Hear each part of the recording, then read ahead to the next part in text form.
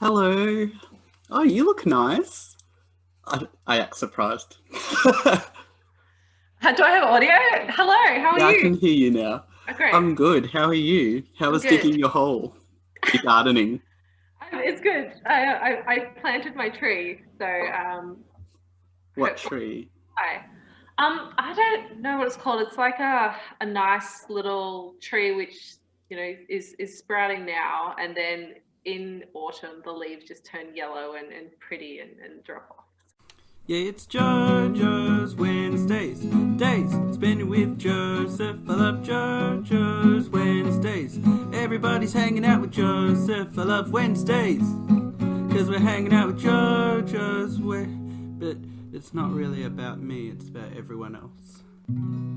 I was wondering because you were like, you remember when you sent a letter to me, or you Yes. sent a letter to a lot of people? I actually did write you a letter back, but I never Ah, put it in the post box, and I don't know where it's gone, and I don't know where your original letter's gone. So, um, why, why for the first, like, why did you write me a handwritten letter? It was really lovely, though. so when they announced stage 3 restrictions, the night before it was all going to come in, I just couldn't sleep. And I'm like, was really down. And I was like, what am I going to do? Like, we've only just been up to see our friends again, and now we can't. And it's like, I feel like my life's on hold. It was like 2 in the morning. And I'm just like, what can I do about this? Like, what can I control? And I'm like, Yeah. um, what's something I can do to help keep me a bit preoccupied and like reach out and still connect with people? And then I thought I love getting mail. Getting mail is like one of my favorite things. So I thought, Yeah. yeah. So I thought to myself, well, why don't I write a letter to someone every day and it'll be a surprise, and then they'll just get this letter from me, and hopefully it will brighten their day, and then maybe I'll hear back from them. And it was only supposed to be 6 weeks because we went to stage 3. They're like lockdown for 6 weeks, and then it just kept going. And I'm like, firstly, um, it took like 2 weeks, and I didn't hear back from anyone. And I'm like, Oh. is the mail system just slow? Like, the people were just like, why did she send this to me? Like, it was really like strange. And then they all started, then I all started getting the responses, and it was great because it ranged from thank you so much, like this, like I was having a bad day and this popped up, to people writing back, which is really nice. Like, sometimes I was having a bad day and then I'd get, No, I've got a bit of my internet connection is actually a bit unstable. I've So got some technical difficulties. yeah, to summarize what you just said, just so just so everyone knows in case it saves in a really bad way. So you sent a lot of um, messages that brighten people's day. They sent it back telling you that it had brightened their day. How deep did it get? Like, have you learned things about people that you reckon you wouldn't learn if you hadn't sent a letter rather than started a conversation or over? 100%, because so I've written over 70 letters. I stopped. I got hard, and I found I was just writing letters for the sake of writing them. But I Mm, reached out to people who I'd never reached out to before, and then we've just had some like deep and meaningful conversations all through letters that I never thought I'd have with them, which has been, yeah, that's been kind of special as well. So I've learnt more about people, got to know them, and it's something a bit intimate. Like, I don't know yeah. why. Yeah.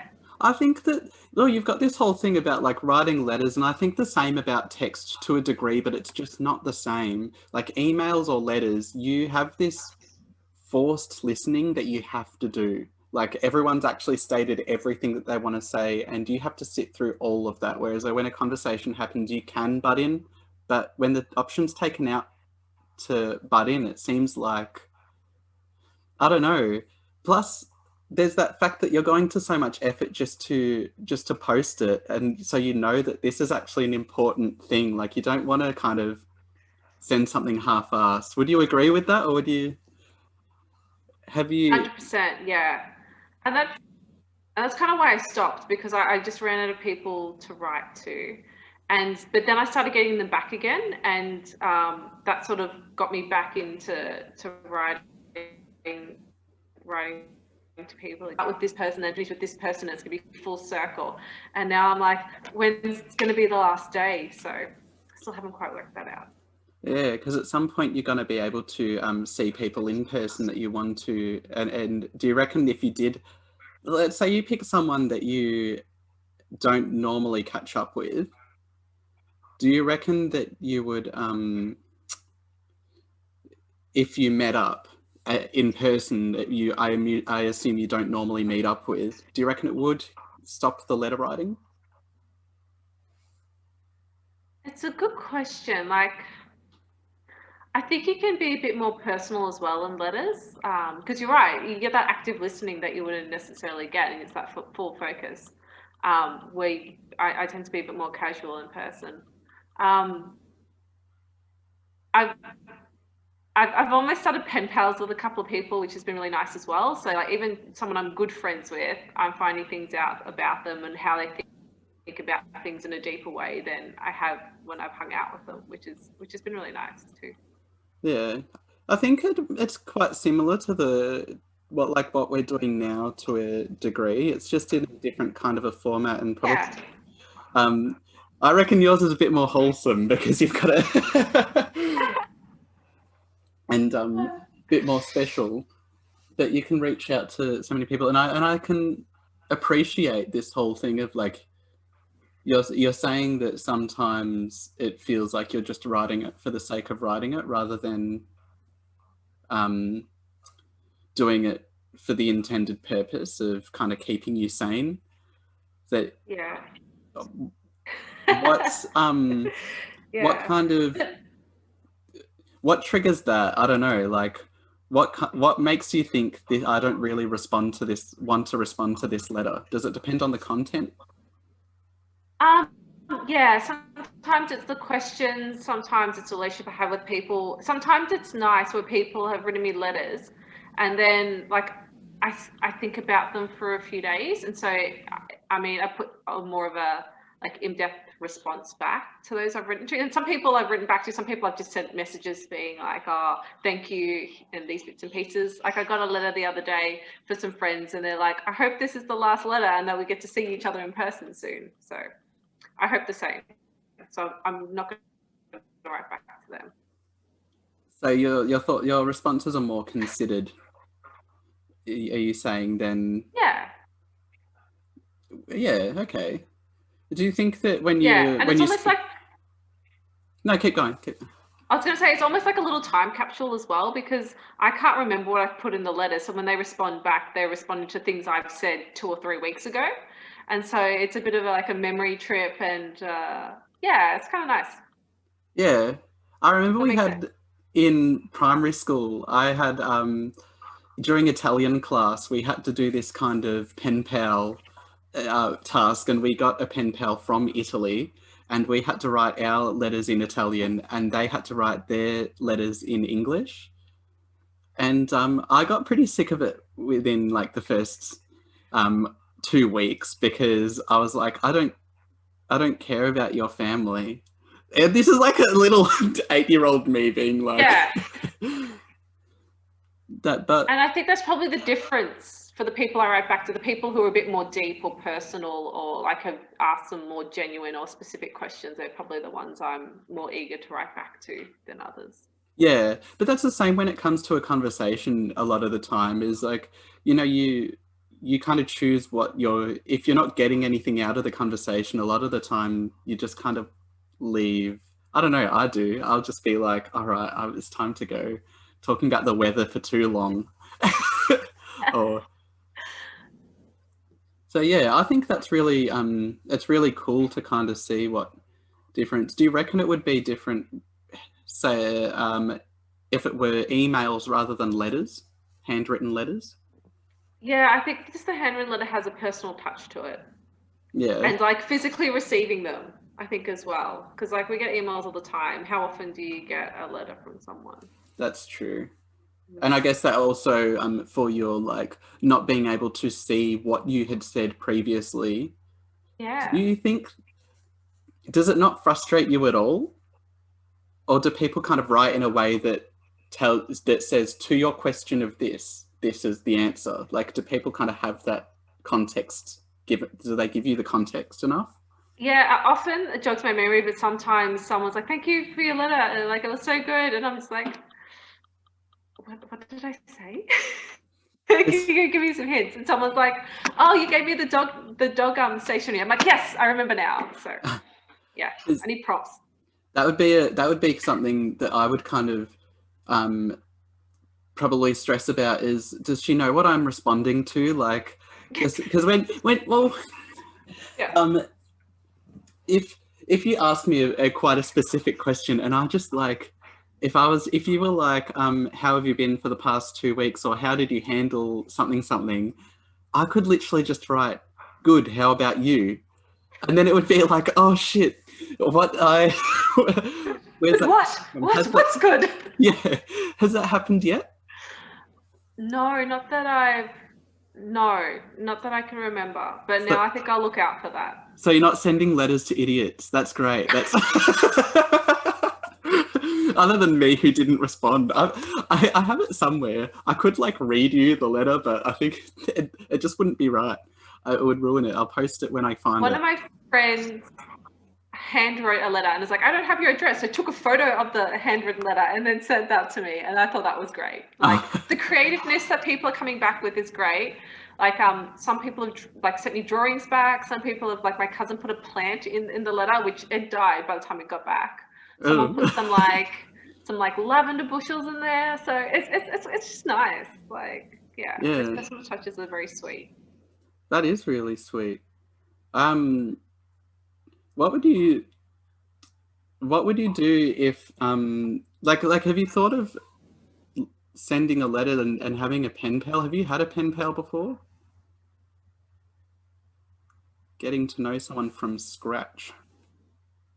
No, not like someone I've never met before. I haven't had. Oh, like when I was little, well, not little, younger, like maybe 20 or so, we had like a sponsor child.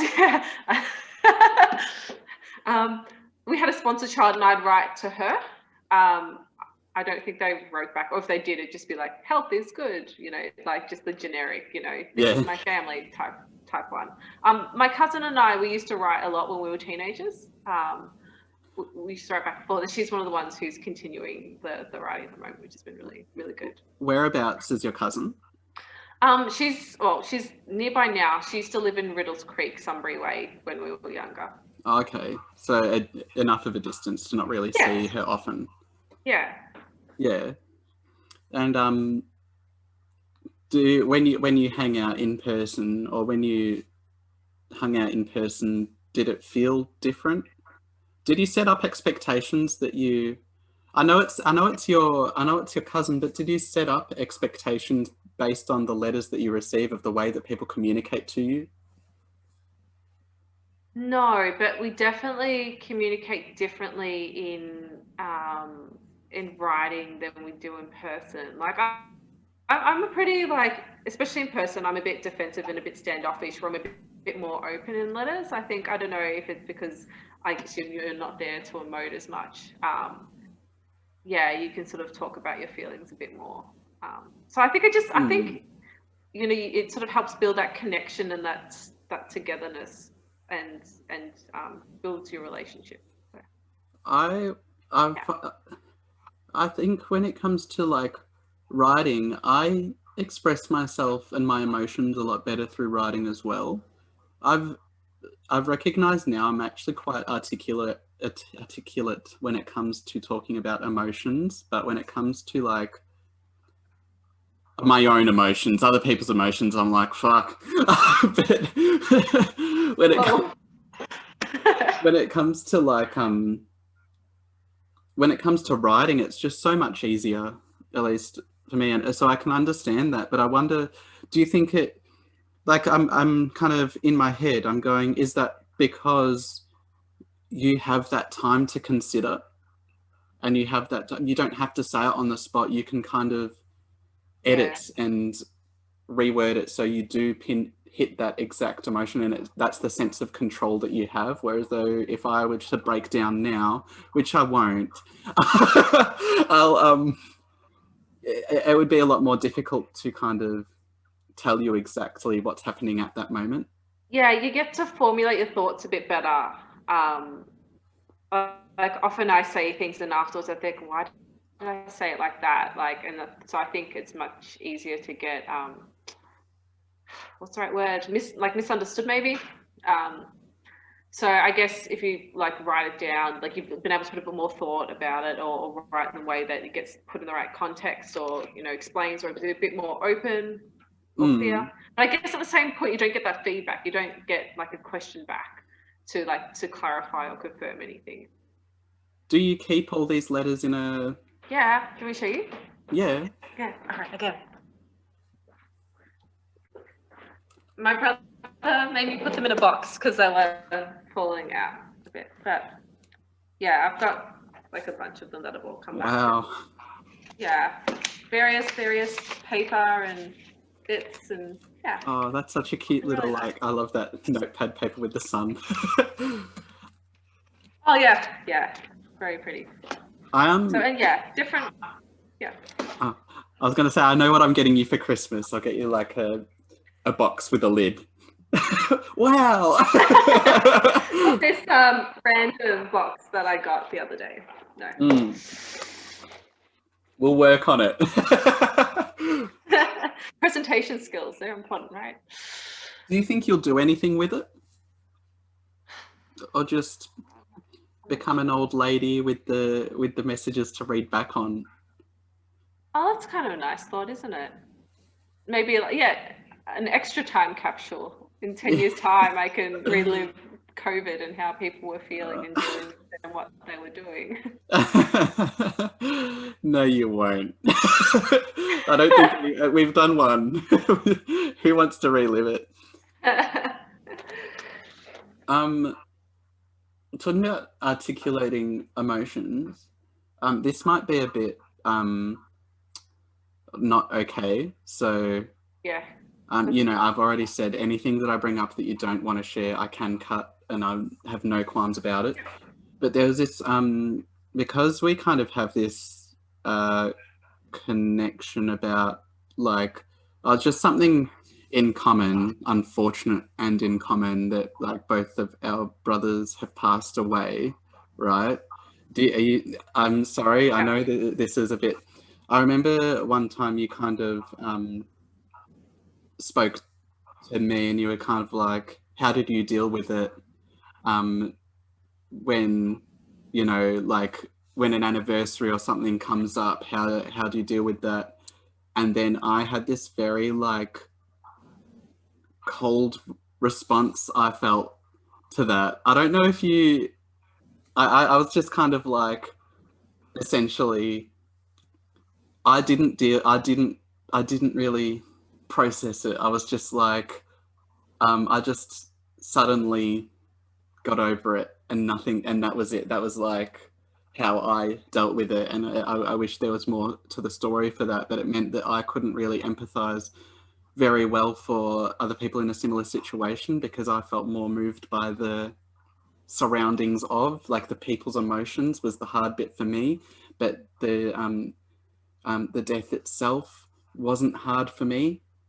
And then I asked a question that was like, do you feel like it was illogical? You were like, no. And then you were like, I was like, do you something, and you were like, no. And then I realized that my answer was completely apathetic.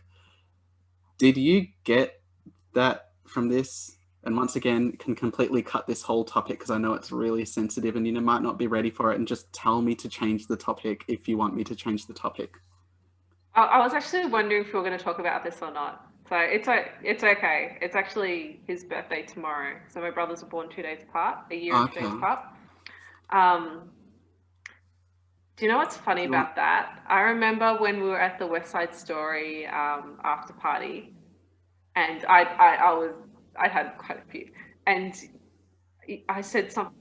You said something to me like, remember when I told you that my brother had died? I'm like, no, like what? And I felt like I just was so blasé about it, and I didn't respond very well, and I just felt so bad. I still like think about that. I'm like, Fiona, you're so insensitive at that moment.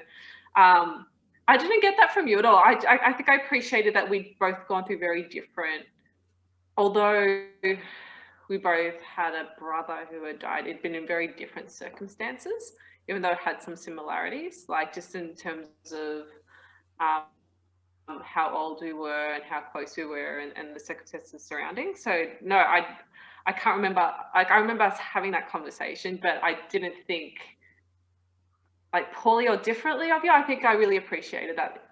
Yeah, what we had was different, and how it affected us was different, and in both, reasonable ways. Yeah. Okay. Okay. That makes sense. Yeah.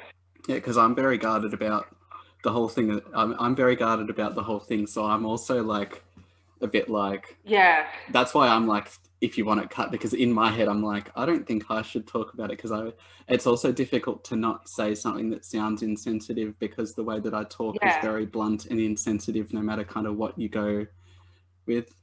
It's so hard because it's such a taboo subject a bit, because like it's something you want to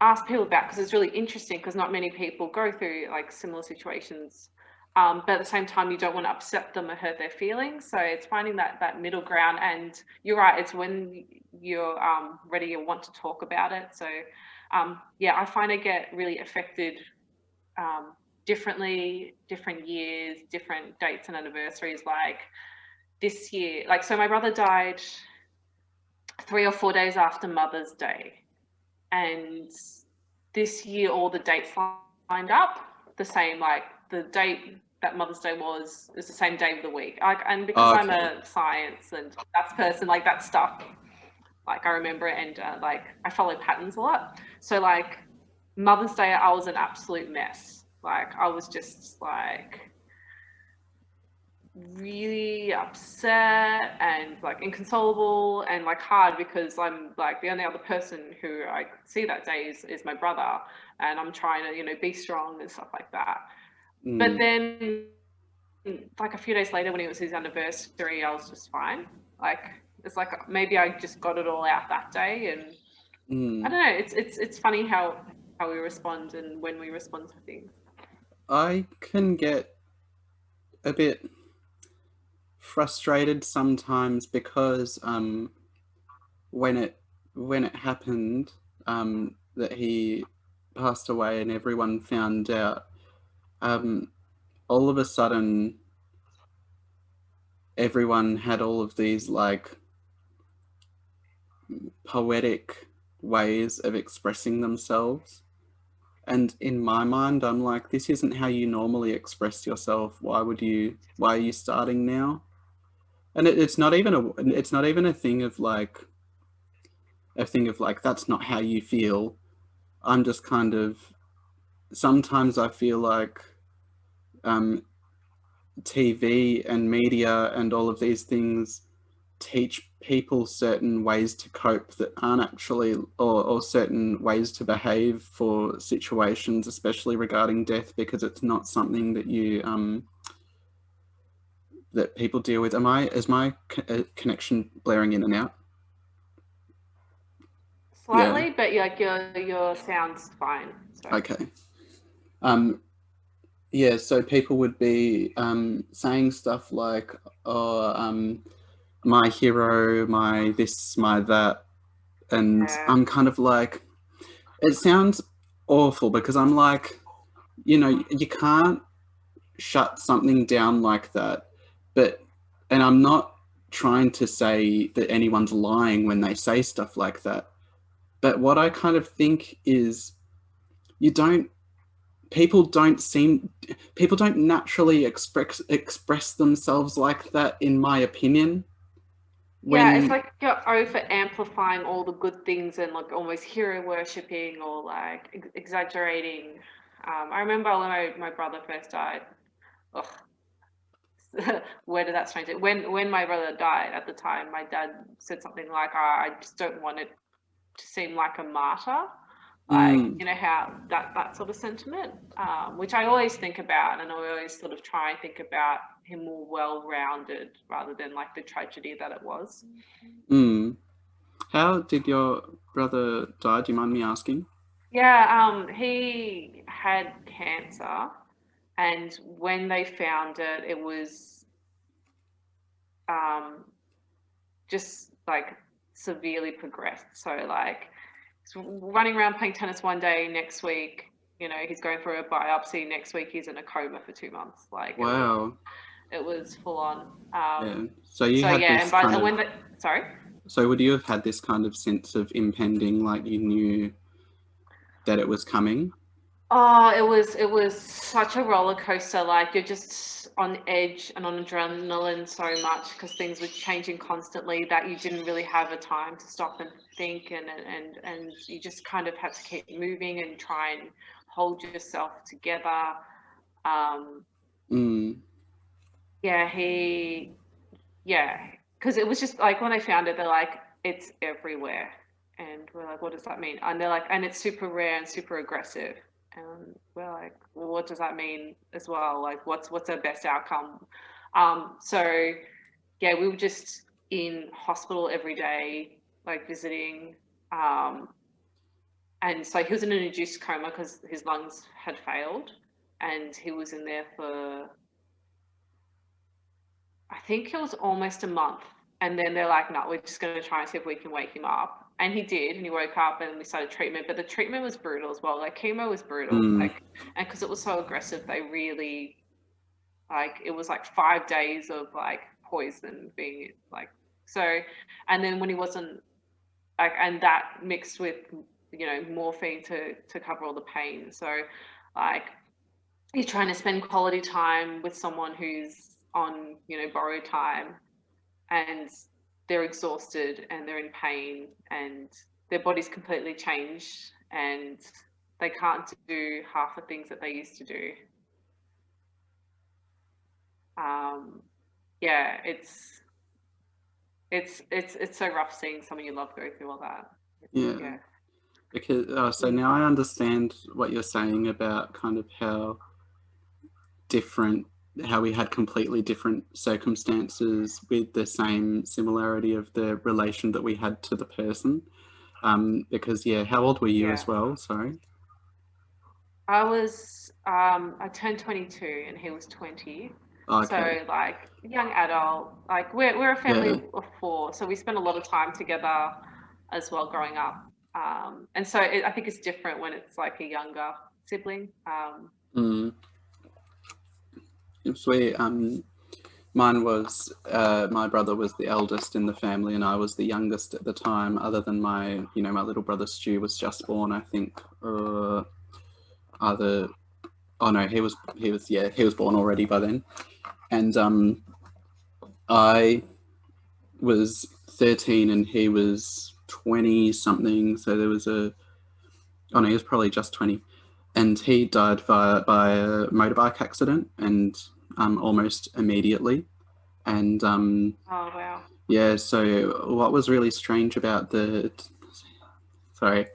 situation was we went to it was somewhere in Warrandyte or something like that, where it was really like a beautiful area, and it's kind of like, to paint the image, is like we were just like, we kind of lived in a shithole of a house, and then you get like a call, and mum's just like, oh, we gotta go, and then we go, and then they're just kind of filling in the details of what they know on the car trip to kind of prepare, and then we get there, and there's like a beautiful sunset, like perfect orange, kind of like kangaroos in the background, and like, but then on the road there's like my brother like lying on the road, and um just like police and stuff standing there with him. Sorry.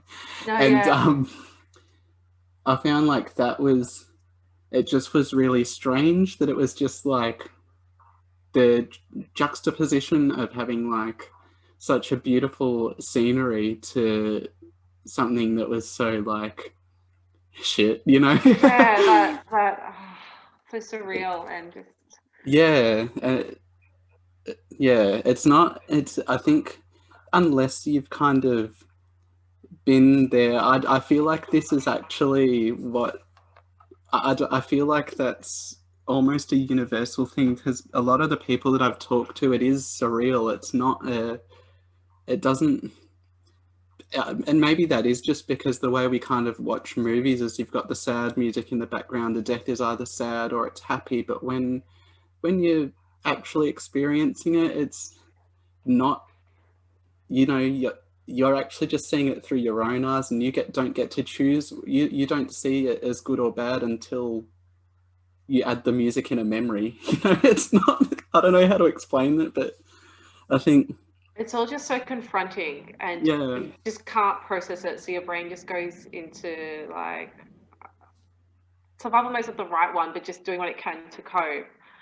Um, uh, yeah, it was just, I remember, and you're right. And then you get that movie moment where you're like, what can I do to, you know, to fix this? Like, is there a Yeah. spell or something I can break? And then like, he'll come back. I remember at the end of that year, my auntie took, you know, me and my siblings to, we went to Disney World, and the whole time they just blare through the speakers like a dream is a wish, your dreams will come true or things like that. And I'm just like walking around there going, well, no, that's impossible. Like, why are we selling this? Yeah. Well, it's Mm. probably not the best mind frame to be in when Oh, you're working in Disney World, but it was just, yeah. I think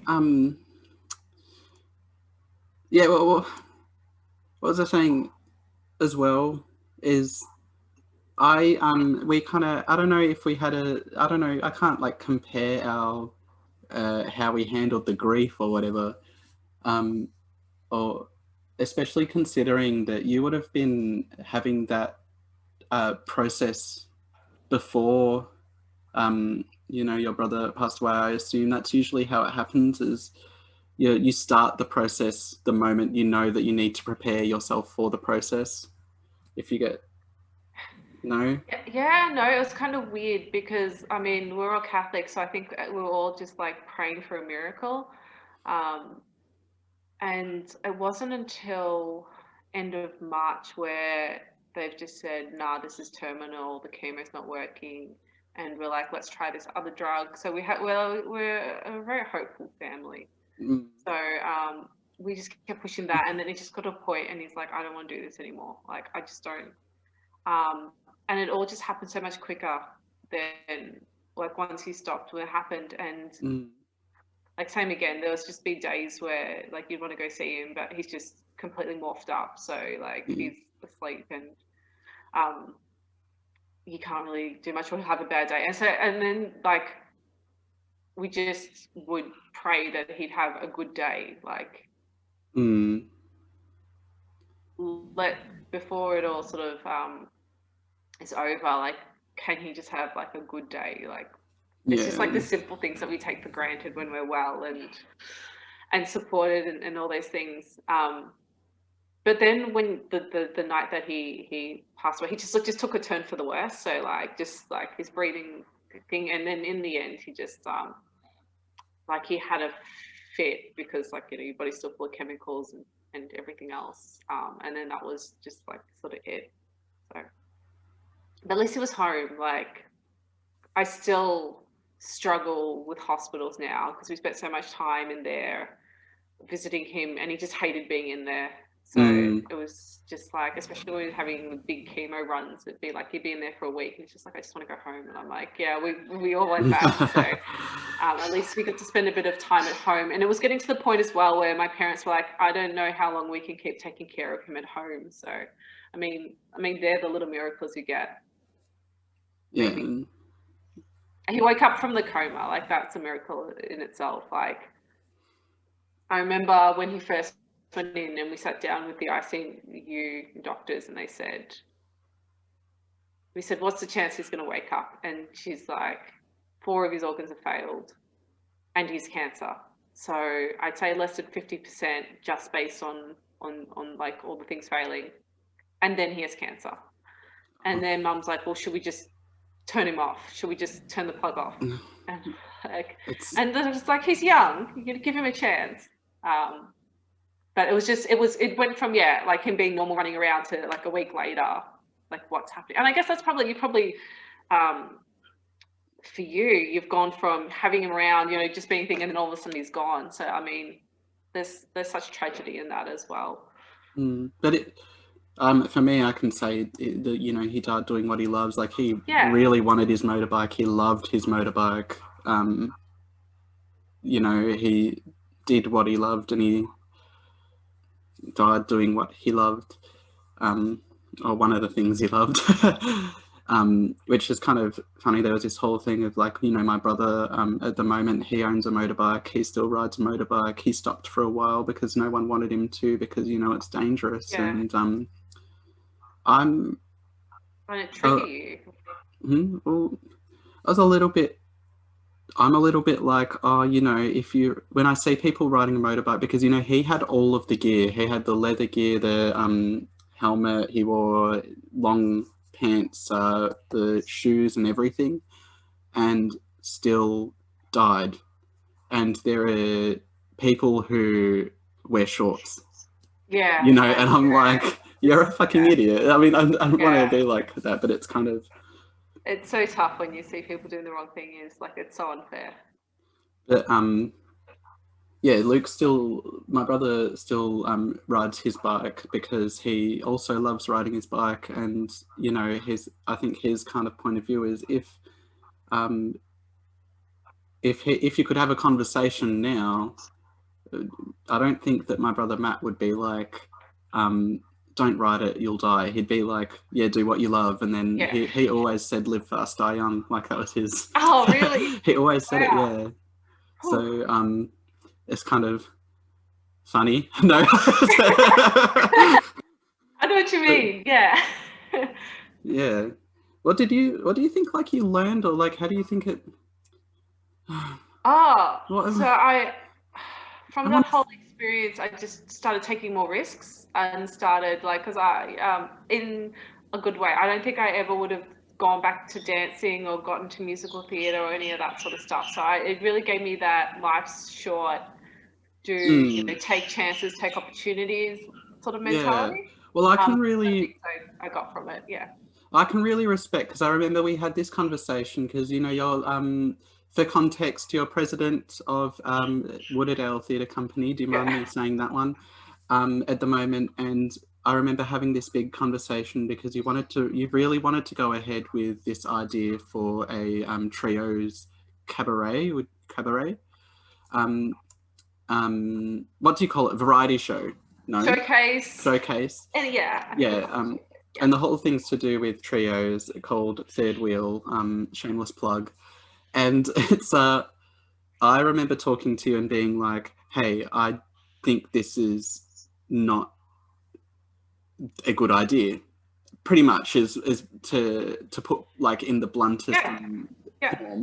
I was like, hey, I think that this is a bad idea. I don't think that it'll work for you. And I gave a few reasons as to why.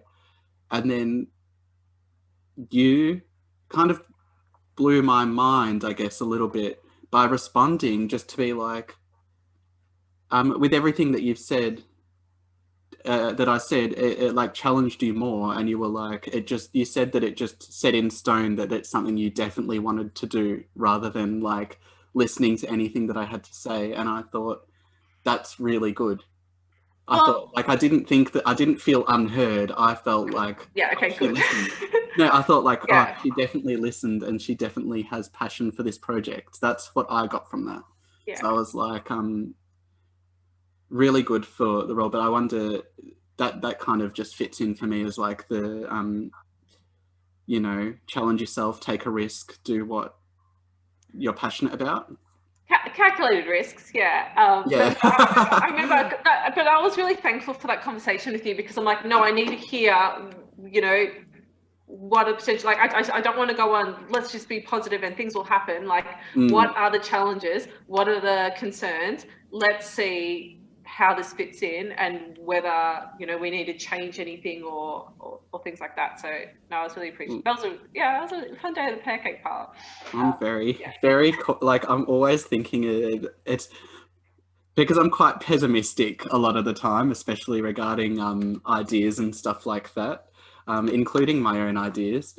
And so I think it usually works in my to my detriment, but Look, it and kind of works when you're on a team with people and you've got a bunch of you get a lot of, in theatre especially, like yes men, and so you've just got to kind of like put out it's kind of yes, good to have someone that is a naysay, you know, negative Nancy. 100%. No, definitely respect that. And I'm the opposite. I'm probably overly optimistic, so I need people to ground me and remind me and make sure that make sure that I don't get too carried away. Yeah. Maybe also in like you know, you could, it makes the successes more of a success, and it also kind of if there is a failure, you're prepared for a failure. not that I'm saying that there is with that project. I'm just saying in general, in the grand scheme of things. Yeah. But you know, I just planted myself as like a negative person. I don't think I'm really like that. I don't think so. Yeah. Yeah. Wow. Sorry, I'm still like getting. I'm like, I don't usually talk about the other stuff, so I'm like, oh shit. Yeah. I just got a wave of like, oh, that was a little bit cathartic, but also a little bit like, oh shit. Sorry. No, and I know, and it feels like that a lot, often. Yeah. I hope I didn't like catch you off guard, or anything with that. I think I did a little bit. No. No, it was one of the things I'm like, this could come up, and I'm like, okay to talk about it, and maybe it's like symbolic or like a good time given that it's his birthday tomorrow. So. Yeah, what a coincidence. It's one of those things you don't really talk about that often, so sometimes it's good. Yeah. To do that, if that makes sense, even though it's sad and it's trigger and it hurts, like it's important. There's a yeah, nobody kind of talks about it, and people who do talk about it bring it up in a really, really, really cautious way.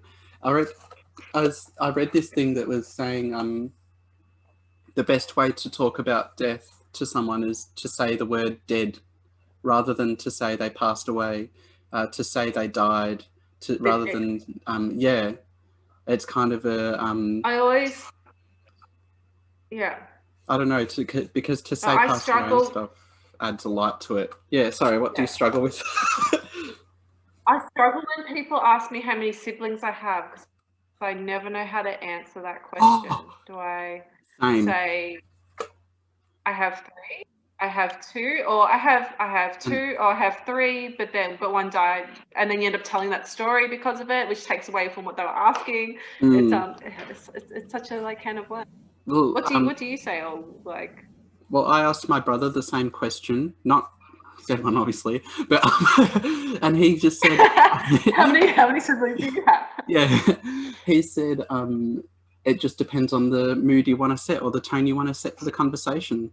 So I took that and I'm like, so when I'm on a date, I've got 3 siblings. When I am talking to someone I want to kind of that I'm happy to talk to about it, then I'll say I had 4, now I have 3.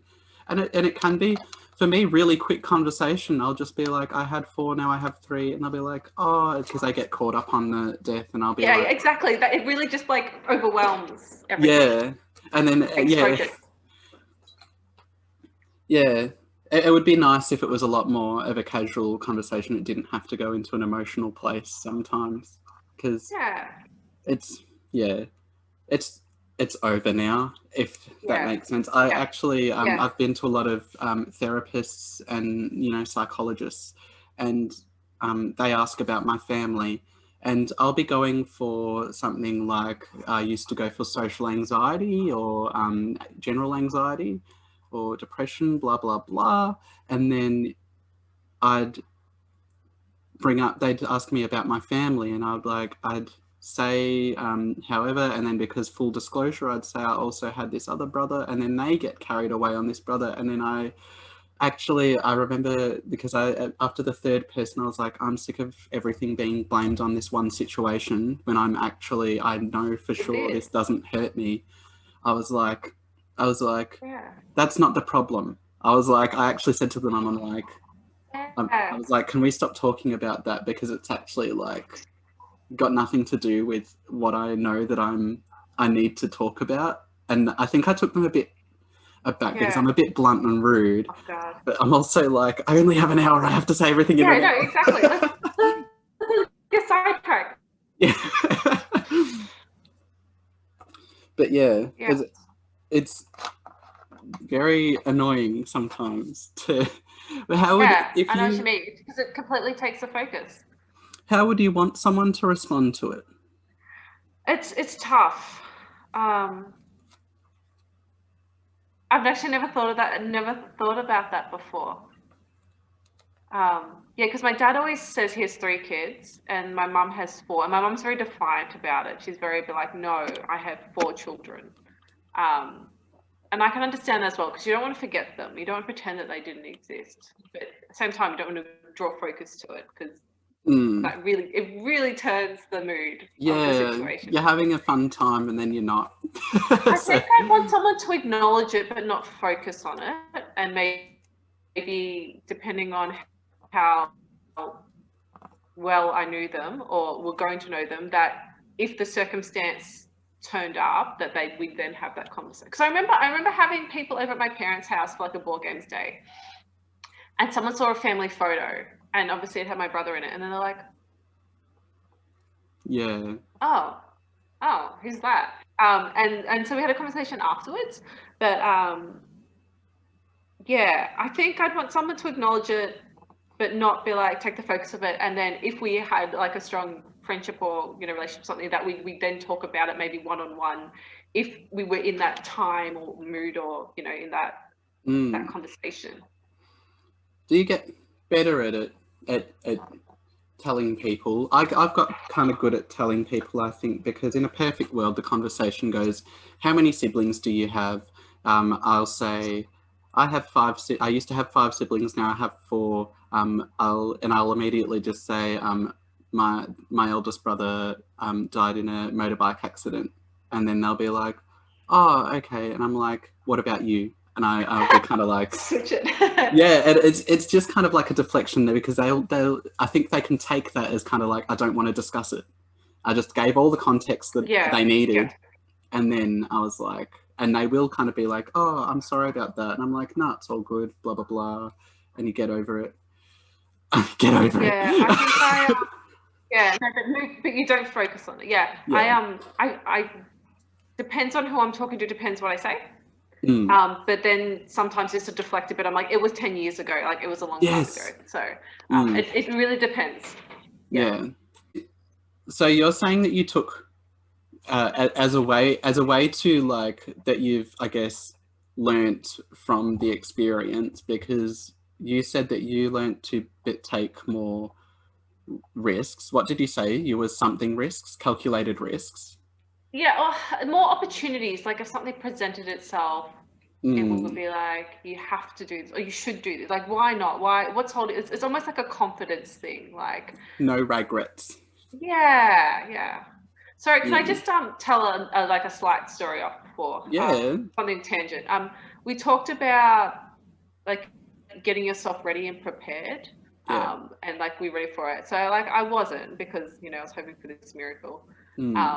But he got to be prepared. Like he got to go through his stuff and like throw out some stuff, but also like pull out some items that he wanted people to have specifically, and he wrote letters. So if we go full circle, wow. He wrote a letter to everyone, which was I haven't read the letter for years, but like at least he got that opportunity. He got his chance to sort of say goodbye, and I'd completely forgotten about that. So I mean, at least that was something. Yeah. Well, I went to you know, if he's saying, if you're saying that he said uh could we just end this? I don't want to go, like, I don't want to do this anymore. In a way, you could say like he was ready to, Yeah. he was ready for it, and that's quite beautiful, I guess. Yeah. Do you feel comfort in that, or no? Yeah, he didn't have anything left to give. Like the tank was empty. So Oh, okay. So you yeah, he don't was in really so see much it the he was same in way. so much pain. Like it was really unfair. And a lot of things like just were taken away from him. Like he Oh, couldn't walk, amongst other things. so you would say, oh damn. Sorry, not oh damn. I just, it you know, I'm like that. Mm, Yeah, it's just very tragic in a lot of ways and quite unfair. And I still have a lot of anger, I guess, about it. And it just feels so unjust, like mm, that things can happen to generally good people because like he was like and just like he did so well at school. Like he spent so many hours studying and like doing well at uni and like what for? Like so mm, and that's part of the, go live your life and like, and I have a pretty good work-life balance because I'm like, I could kill myself doing this, doing this thing for work, but what is it actually giving value to, and like, is it going to make a difference at the end of the day? And if, something happened, would I regret spending all this time and energy here where I could be doing it, building friendships or laughing with, my friends or having those good experiences as well. So I don't know if that yeah. philosophy sort of makes sense. Live your best life. Live your best life. So like work hard, but make sure you're looking at the bigger picture maybe. Yeah. All right. On that note, I'm gonna say goodbye and thank you so much. It's yeah. Thank you. Thank you. I thought we were going to talk about dating. Look at where we I got thought to. we were too, and I was like, wait. Yeah, thanks, Joseph. This was really, really nice. Bye.